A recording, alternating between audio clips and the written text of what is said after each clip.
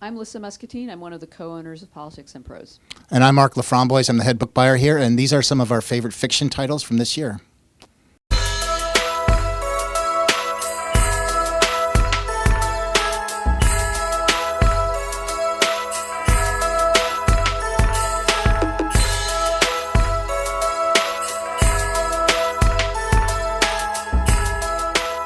Now, one of my favorite books from this year is Adam Haslett's book, Imagine Me Gone.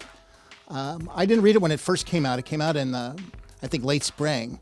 But a customer whose taste I admire a lot came up and said, "Mark, you have to read this book. It's just one of the best books I've read this year." And because I am a good boy and do as I'm told, I dutifully went home and read it. And I agreed. It was just a staggeringly good book. And it's for a book that's about a family's despair and loss.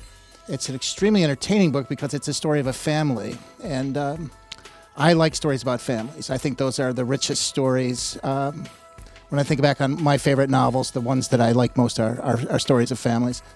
And one of the things that's really poignant about this book is one of the characters is just a natural comedian. And then every time that the book really starts getting too sad or too down, you find yourself just chuckling because of the wit that's evinced by these characters. So it's one of those stories that really bring you through the range of emotions. I think what I like about it a lot.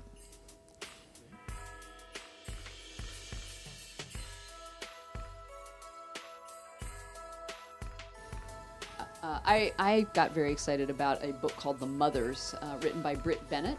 It's a debut novel. She's only 26 years old, which is honestly quite extraordinary, given the talent that you can see as soon as you start turning the pages of this book. I first read this early in the year in galley form. I just loved it, and I was so excited when it came out. It's a really interesting modern novel. It's set in Southern California. It's the story of several generations of mothers from one family and how they cope with various issues from abortion to church, religiosity, the sanctity of life, but it's not ponderous and it's not really political. It's kind of almost post-political, post-racial, although the family happens to be African American, and there's a lot of Black church themes that run through it. It's an extraordinary debut novel. She's a real talent. She's also a tremendous essayist. She's been writing about different racial issues this past year or two and has become a very important and thoughtful voice on a lot of contemporary issues in America.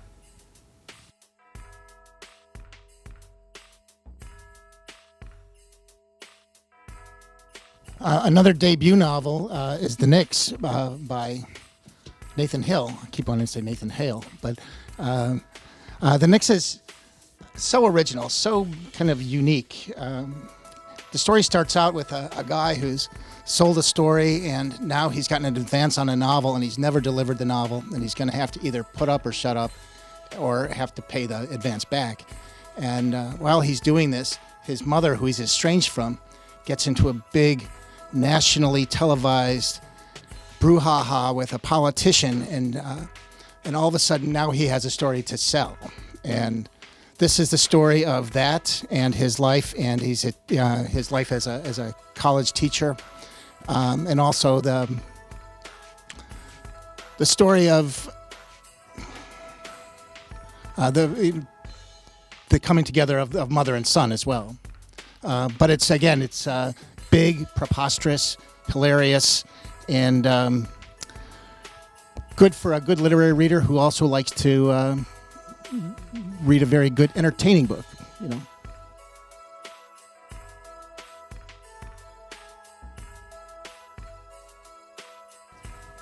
I'm a big fan of Zadie Smith. I know many other people are as well. I love her short stories, her essays, and her novels. This, I think, is her fifth novel, if I'm correct. It's called Swing Time, and I think it's a really good novel for this moment. She is one of the best at looking literarily at multiculturalism. This book is set in London. It is the story of two girls who are best friends who both aspire to be dancers. They live in the housing projects in London. They're both mixed race. They have very different family dynamics going on. They both are sort of struggling to achieve their own identity in this multicultural landscape. One of them doesn't do so well. The other one goes off and becomes an assistant to a Madonna-like pop star, but it's a beautifully written book. It has sort of the rhythms of dance. Zadie Smith herself was a dancer, studied dance at one point, of music and dance. There are references to dance throughout, and it's really quite a wonderful book.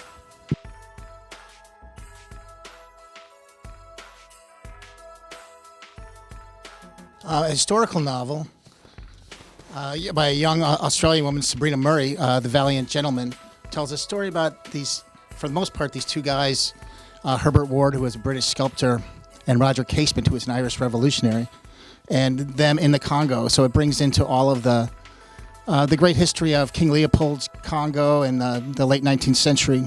What's also cool is that there are kind of walk-ons by a lot of very kind of famous people, too.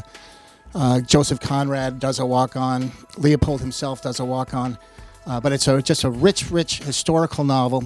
Really, really beautifully evoked settings, and just great fun.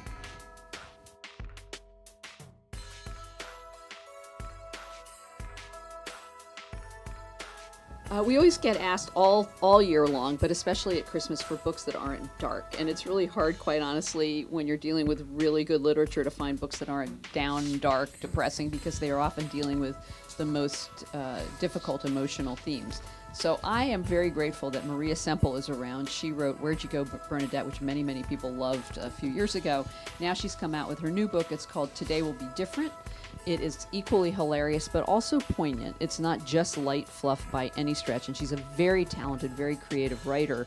She was a television writer doing comedy for many, many years. And this, again, is set in Seattle like her previous book. It is the story of one woman and one day. And yet, obviously, it has flashbacks and so on, so it's more than one day. But it's a really, really good piece of comedic writing that has a deeper message.